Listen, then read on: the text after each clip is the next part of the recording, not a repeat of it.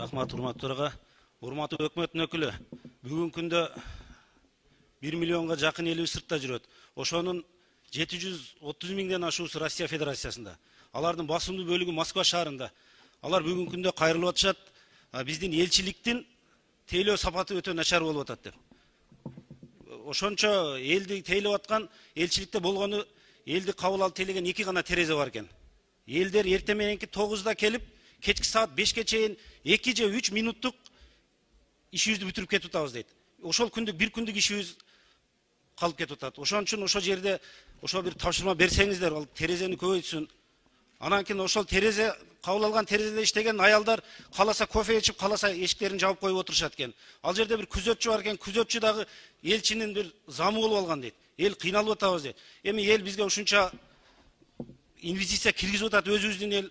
Ошолорду бир аз болсо да укугун коргоп коелу. Канча ыйлап кайрылып атышат. Ошолорго бир тапшырма берип карап койсоңуздар.